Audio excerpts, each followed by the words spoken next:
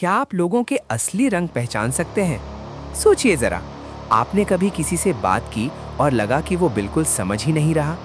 या आपने कोई काम किसी को दिया और वो बिल्कुल उल्टा कर आया? या फिर आपने कोई इमोशनल चीज शेयर की और सामने वाला सिर्फ नंबर्स और लॉजिक में जवाब देने लगा? अगर हाँ, तो आज का ये वीडियो सिर्फ आपके लिए है। 20 साल से मैं साइकोलॉजी और बिहेवियरल एनालिसिस की दुनिया में हूँ। मैंने हजारों लोगों को ऑब्जर्व किया है, वर्क प्लेसेस में, घर में, दोस्तों अहबाब के दरमियान। और एक चीज़ जो मुझे बार बार देखने को मिली वो ये थी कि इंसान एक दूसरे को समझने में बार बार फेल क्यों होते हैं। क्यों रिश्ते टूट जाते हैं, क्यों टीम्स फेल हो जाती हैं, क्यों घर में सब एक छत के नीचे रहकर भी अलग अलग दुनियाओं में लगते हैं। फिर एक दिन मुझे एक किताब मिली, surrounded by idiots, Thomas Erikson की लिखी हुई। और इस एक किताब ने मेरे 20 साल के तजुर्बे को एक नए एंगल से रोशनी दी। टॉमस एरिक्सन एक स्वीडिश बिहेवियर एक्सपर्ट है। उन्होंने इस किताब में एक ऐसा सिस्टम दिया है जो देखने में सिंपल लगता है मगर अंदर से बहुत गहरी हकीकत समेटे हुआ है। उनका कहना है कि दुनिया के तमाम इंसानों की पर्सनैलिटीज को 4 बेसिक रंग में डिवाइड किया जा सकता है: लाल, पीला, हरा और नीला। और ये सिर्फ रंग नहीं है, ये अलग अलग अंदाजे फिक्र हैं, अलग जुबानें हैं, अलग दुनियाएं हैं। आप सोच रहे होंगे, यार इंसान इतने सिंपल नहीं होते, उन्हें 4 कैटेगरीज में कैसे बांध सकते हैं? और बिल्कुल सही सोच रहे हैं। ये रंग कोई प्रिजन नहीं है, ये एक नक्शा है। और नक्शा कभी भी रियल दुनिया नहीं होता, ये सिर्फ आपको डायरेक्शन देता है ताकि आप खो ना जाए। तो चलिए इस नक्शे के साथ सफर शुरू करते हैं। पहले मिलिए लाल शख्सियत से। फरहान साहब को ही ले लीजिए। ऑफिस में बॉस हैं, जब भी मीटिंग में आते हैं सीधा पॉइंट पे आते हैं। ये प्रोजेक्ट कब होगा, बजट क्या है, रिजल्ट चाहिए, बस। कोई लंबी तकरीर नहीं, कोई इमोशनल ड्रामा नहीं, कोई देरा लगा के बैठना नहीं। इनके लिए वक्त मनी से भी ज्यादा कीमती है। लाल पर्सनालिटी वाले लोग रिजल्ट ड्रिवन होते हैं। ये लीडर्स होते हैं, डिसाइसिव होते हैं, बोल्ड होते हैं। ये दुनिया के वो लोग हैं जिन्होंने कंपनीज बनाई हैं, रेवोल्यूशंस लाए हैं, मुश्किलों का सीधा मुकाबला किया है।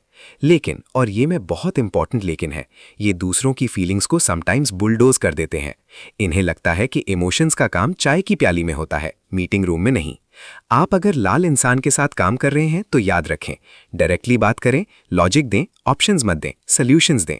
अगर आप उन्हें इमोशनल आर्ग्यूमेंट से कन्विंस करने की कोशिश करेंगे तो वो आपको सीरियसली नहीं लेंगे। और अगर आप खुद लाल हैं तो एक बार रुक के सोचिए, क्या आप अपनी टीम को मोटिवेट कर रहे हैं या सिर्फ इंटिमिडेट? क्योंकि स्पीड और रिजल्ट जरूरी हैं मगर अकेले नहीं चलते। अब आते हैं पीले रंग पर। सायरा को जानते हैं? ऑफिस की सबसे एंटरटेनिंग इंसान। हर मीटिंग में नया आइडिया लाती हैं, लंच ब्रेक में सबको हंसा देती हैं। लोग उनके साथ रहकर एनर्जाइज्ड फील करते हैं, जैसे किसी ने बैटरी चार्ज कर दी हो। लेकिन प्रोजेक्ट डेडलाइन का दिन आए तो यार वो तो होगा, टेंशन मत लो, और बाकी सब टेंशन में डूब जाते हैं। पीले लोग क्रिएटिव, ऑप्टिमिस्टिक और इन्फेक्शियसली सोशल होते हैं। ये दुनिया को एक्साइटिंग बना देते हैं। इनके आइडियाज में दम होता है, लेकिन इनका मसला ये है कि वो शुरू करते हैं एक चीज, फिर दूसरी चीज उन्हें अट्रैक्ट कर लेती है, फिर तीसरी, फिर चौथी। फॉलो थ्रू इनकी सबसे बड़ी कमजोरी है। लेकिन एक चीज जो मैंने ऑब्जर्व की है, पीले लोग रिजेक्शन से बहुत घबराते हैं। उन्हें लगता है कि अगर आपने उनका आइडिया रिजेक्ट किया तो आपने उन्हें रिजेक्ट कर दिया। ये इमोशनल वल्नरेबिलिटी है जो बहुत लोग मिस कर देते हैं। जब आप पीले इंसान के आइडिया को डिसमिस करते हैं बिना एक्सप्लेनेशन के, तो वो अंदर से टूट जाता है। बाहर से हंसा रहा होता है मगर अंदर से कुछ बुझ जाता है। इनके साथ काम करना है, इन्हें फ्रीडम दो, क्रिएटिविटी दो, लेकिन स्ट्रक्चर भी दो, वरना इनके आइडियाज सिर्फ आइडियाज ही रहते हैं, रियलिटी नहीं बनते। अब मिलिए हरे रंग वालों से। इमरान भाई हमेशा वहां होते हैं जब आपको जरूरत होती है। क्वाइट रहते हैं, किसी से आर्ग्यू नहीं करते, काम सिर्फ करते रहते हैं बिना शोर मचाए। ऑफिस में सबसे रिलायबल इंसान, डेडलाइन से पहले डिलीवर करते हैं, टीम का हर काम में हाथ बटाते हैं, कभी कंप्लेन नहीं करते। लेकिन आपने कभी नोटिस किया, इमरान भाई ने कभी खुद से रेज नहीं मांगा, कभी खुद से प्रमोशन की बात नहीं की, कभी नहीं बोला कि यार ये काम बहुत ज्यादा हो रहा है। ये लोग पेशेंस की मूरत होते हैं, मगर इनकी खामोशी को वीकनेस मत समझिए। हरे लोग पेशेंट, लॉयल और स्टेबल होते हैं। ये टीम के गुमनाम हीरोज होते हैं, वो जो स्पॉटलाइट नहीं मांगते मगर बिना जिनके पूरी बिल्डिंग धड़ाम से गिर जाए। लेकिन इनका सबसे बड़ा मसला ये है कि ये कॉन्फ्लिक्ट से इतना बचते हैं कि जब तक अंदर से बिल्कुल टूट ना जाए कुछ नहीं बोलते, और जब वो टूट जाते हैं वो ना सिर्फ नौकरी छोड़ते हैं, रिश्ते भी खत्म कर देते हैं। कोई सीन नहीं, कोई आर्ग्यूमेंट नहीं, बस एक दिन वो चले जाते हैं और आप हैरान रहते हैं कि ये हुआ कब। इमरान भाई जैसों के साथ बेवफाई मत करो, उन्हें रेगुलरली सुनना सीखो। वो जब बोलें तो वो कुछ सीरियस कह रहे होते हैं। और अगर आप खुद हरे हैं तो याद रखें, अपनी ज़रूरतों को ज़्यादा ज़ोर से कहना भी एक खिदमत है, अपने लिए भी और उन लोगों के लिए भी जो आप पर डिपेंड करते हैं। और फिर है नीले रंग वाले, डॉक्टर अनवर। हर चीज का डेटा चाहिए, हर डिसीजन से पहले 3 घंटे का रिसर्च। ईमेल लिखते हैं तो फुटनोट्स होती हैं, प्रेजेंटेशन में 47 स्लाइड्स होती हैं और वो सबकी सब जरूरी हैं उनके नज़दीक। कोई उन्हें एक सिंपल सवाल करता है, आज कैसा वेदर है, वो बैरोमेट्रिक प्रेशर का डेटा निकालने लगते हैं और डिस्कस करने लगते हैं कि मॉनसून पैटर्न इस साल क्या रहेगा। नीले लोग एनालिटिकल, एक्यूरेट और डिटेल ओरिएंटेड होते हैं। ये वो लोग हैं जो गलतियां पकड़ लेते हैं जब बाकी सब मिस कर देते हैं। इनकी वजह से कंपनीज बचती हैं, एक्सपेरिमेंट्स कामयाब होते हैं, सिस्टम्स प्रॉपरली काम करते हैं। लेकिन इनकी कमजोरी, पैरालिसिस बाय एनालिसिस। कभी कभी इतना सोचते हैं कि कुछ करते ही नहीं, परफेक्ट का इंतजार करते रहते हैं और उस इंतजार में गुड इनफ का वक्त भी निकल जाता है। और इमोशनल कॉन्वर्सेशंस में नीले लोगों के लिए ये सबसे मुश्किल टेरेन होता है। अगर आप उनसे कह दो मैं बहुत दुखी हूं, वो फौरन कोशिश करेंगे कि आपका मसला सॉल्व करें, प्रैक्टिकल सॉल्यूशंस देंगे, लिस्ट बनाना शुरू कर देंगे।